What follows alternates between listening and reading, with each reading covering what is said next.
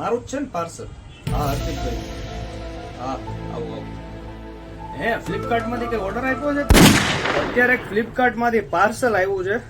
હવે આ માં દીકરાએ ભેગા થઈને કઈક મંગાવ્યું છે. મને ખરેખર આઈડિયા નથી શું મંગાવ્યું. અનબોક્સિંગ ચાલુ છે. શું મંગાવ્યું? હોનાના હાર બાર નથી ને અંદર? ભાઈ કૃષ્ણ પાછી જીતી ગઈ. અલા ભાઈ તું રમી લે. 4 5 6 7 8 9 10 4 5 6 7 8 9 10 11. જો આરવ જીતી જાય તો મુરલીધર નો આઈસ્ક્રીમ લેવાનો છે અને જો હારી જાય તો હુઈ જવાનું છે આપણે, બરોબર? ગુડ મોર્નિંગ, જય શ્રી કૃષ્ણ, જય સ્વામિનારાયણ, જય માતાજી અને હર હર મહાદેવ. તો બધાનું સ્વાગત છે અમારા નવા જ અને ફ્રેશ વ્લોગમાં. અને આજે છે તારીખ 31 જુલાઈ 2024 ને વાર છે બુધવાર. વાગ્યા છે સવારના 7. આપણે નાસ્તો કરીને થઈ ગયા છે રેડી અને ચાલો હવે આરવને સ્કૂલે મૂકવા જવાનો છે એટલે આરવને મૂકી આવીએ. અને ફાઇનલી આજે ઘણા દિવસો પછી સૂર્યનારાયણ દેવના દર્શન થયા છે. જોઈ લો, વરસાદ તો અમારે બહુ કઈ છે જ નહીં ખાસ, પણ અંધારું એટલું બધું હતું. પણ આજ ફાઇનલી તડકો નીકળ્યો છે અને કબૂતર આવ્યું ને વયું ગયું. અને જો ટ્રેન આવે છે, તમને ટ્રેન બતાવું, જોઈ લો.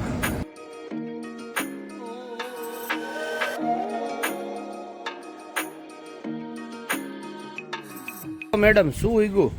નાની નાની ટેટી ઊભી છે જી જો. આ બે જગ્યાએ ટેટી. કઈ ટેટી? સાકર ટેટી. સાકર ટેટી ઉગી છે? હા. લે હાલ. એક ધ્યાન છે. કાટલામાં બીજી કી છે.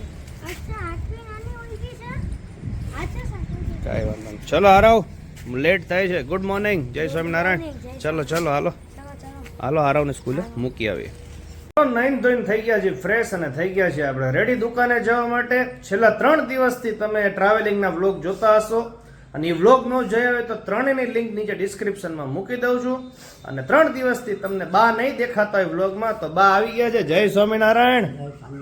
કેવી તબિયત? તબિયત સારી ને? તો વાંધો ને, હાલો જય દુકાને. ના ના ના ના, આવું આવું. હા મારું જ છે ને પાર્સલ.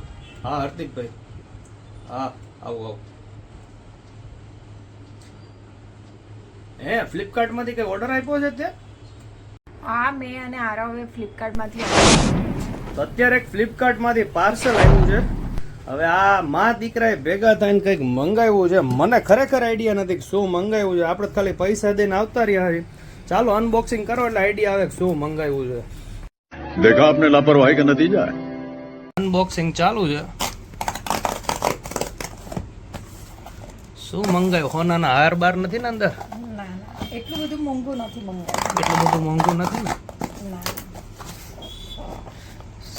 પેકિંગ સારું કર્યું નહીં. ફ્લિપકાર્ટમાંથી આવ્યું છે અને આ કોઈ પ્રમોશન નથી, ખરેખર મંગાવેલી વસ્તુ છે. આપણે કોઈ એડવર્ટાઇઝમેન્ટ નથી કરતા કોઈ બ્રાન્ડની. શું છે એ કંઈ ખબર નથી આપણને. હાલે લે, આ તો બોટલ કંઈક દેખાણી છે. આ લોકોની લેડીઝની કંઈક આઈટમ. ઓહો, લોટસ કંપનીનું મંગાવ્યું છે. કોલ તો શું શું નીકળ્યું છે? ફેસ વોશ દેખાણા છે.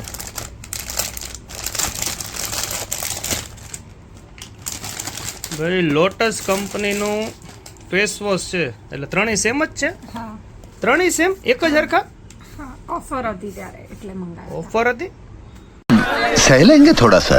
અચ્છા, સીલ પેક છે. શું આને એમઆરપી છે? જો 275 નું એક છે અને આવા આપણે બધામાં 275 છે. એટલે 275 ગુણ્યા 3 કરો ને તો મારા ખ્યાલથી 200 ગુણ્યા 3 600 ને 825 રૂપિયા થાય. 825 રૂપિયાની આઈટમ આપણને પડી છે માત્ર ને માત્ર 311 રૂપિયામાં ઓફરમાં હતી. એટલે 311 રૂપિયા દઈને આવ્યા છે. કેવા છે? સારા છે. સારા છે ને? વાગ્યા છે બપોરના 1:30 અને શું વાંચો છો બા? હે શું આવ્યું છે? કઈ જાણવા જેવું છે? કઈ ભાજપ તો ઓલો ડેરીમાં, આપણે દૂધની ડેરીમાં, અહીંયા લોકલ આપણે સુરેન્દ્રનગરમાં બે લખ્યું છે. અરે ભાઈ, કાલની મેં હાઇલાઇટ જોઈ ઇન્ડિયા ને લંકાની. ઇન્ડિયા હારી ગયેલી મેચ જીતી ગયું. સુપર ઓવર થઈ સૂર્યકુમાર યાદવે અને રિંકુ સિંઘે ઓવર નાખી ભાઈ, ગજબની છે. મેચ નો જોઈ હોય તો એની હાઇલાઇટ જોઈ લેજો, ખરેખર મજા આવી જાય એવું છે. હાલો હવે જમવા બેસી જાય. જમવામાં શું બનાવ્યું છે આજે? શું છે જમવામાં આજે? દૂધી દાળનું શાક. દૂધી ચણાની દાળનું શાક. ઓકે, વાહ ભાઈ વાહ. કેળા છે ને રોટલી ને ભાત. અને જો આરવ સવારે નાસ્તામાં છોલે ચણા લઈ ગયો તો બાફેલા. તો ચાલો બધા જમવા માટે. સરસ મજાનું આપણે જમી લીધું છે અને આરવને દૂધી ચણા દાળનું શાક ભાવતું નથી, એટલે થોડાક બાફેલા ચણા જે વધ્યા હતા છોલે જોઈ લો, એટલે એનું હું શાક બનાવી નાખું છું. બધી પ્રિપેરેશન થઈ ગઈ છે અને અમારા કેમેરામેન રેડી છે. અને આપણે જો આની રેસીપી આખી શૂટ કરવાની છે, પણ આ જ ચેનલની અંદર શોર્ટ્સમાં આવડો વિડીયો આવવાનો છે, એટલે તમે કદાચ આ વ્લોગ જોતા હશો એ પહેલાંથી અપલોડ થઈ ગયો હશે, તો જોવાનું ભૂલતા નહીં. ચાલો ફટાફટ આપણે શાક બનાવી નાખીએ. જોઈ લો આપણે ગ્રેવી થઈ ગઈ છે મસ્ત રેડી. હવે ખાલી એની અંદર આપણે છોલે એડ કરવાના છે, એટલે આપણું શાક હમણાં આખું બની જાય પછી તમને બતાવું. જોઈ લો આપણું શાક બનીને રેડી છે. આરોપીની ગ્રેવી ઓછો એટલે આપણે રસો ઓછો રાખ્યો છે, પણ એકદમ સુપર બન્યું છે. આની રેસીપીનો શોર્ટ આવવાનો છે, એ જોવાનું ભૂલતા નહીં. જોઈ લો સૌરવ જોશીના વ્લોગ્સ ચાલુ છે અને આરવભાઈ ખાઈ રહ્યા છે છોલે ચણાનું શાક. કેવું બન્યું છે આરવ? બહુ જ મસ્ત બન્યું. મસ્ત બન્યું છે ને એકદમ. જોઈ લો દેશી સ્ટાઇલ બનાવ્યું છે, ઓછી ગ્રેવી વાળું જમાવટ છે. હે મમમ કરો. વાગ્યા છે સાંજના 5:30 અને ફરફર વરસાદ ચાલુ થયો છે અત્યારે. બાકી માહોલ છે પણ વરસાદ નથી. અને અમારા આરવભાઈ આવ્યા છે દુકાને હોમવર્ક કરવા માટે. How are you? Good evening આરવભાઈ. I am fine. હોમવર્ક કરવાનું છે ને? નહીં આવે. નહીં આવે ને, એક્ઝામ છે ને મંડેથી, એટલે હવે ભણવાનું છે. હો થોડીક વાર પછી મેં કેમેરો સ્ટાર્ટ કર્યો ને જોયું, પછી ખબર પડી કે આરવભાઈ અહીંયા ભણવા આવ્યા છે કે રમવા આવ્યા છે. ખરેખર તો એ જ ખબર નથી પડતી. પહોંચી ગયા છીએ ઘરે. વાગ્યા છે રાતના 8:15. શું છે આજે જમવામાં? હે પરોઠા શાક. ઓકે, જો બટેકાનું શાક અહીંયા બની રહ્યું છે અને અહીંયા પરોઠાના લોટની તૈયારી ચાલુ છે. ચાલો બધા પરોઠા શાક બની જાય પછી તમને જમવા બોલાવી લઈ. આવી જાઓ બધા જમવા પરોઠા શાક. ચાલો બેસી ગયા છીએ જમવા. જમવામાં જે પરોઠા છે, બટેકાનું શાક, મસાલાવાળી આપણી છાશ, ગોળ અને મરચા. તો ચાલો બધા જમવા.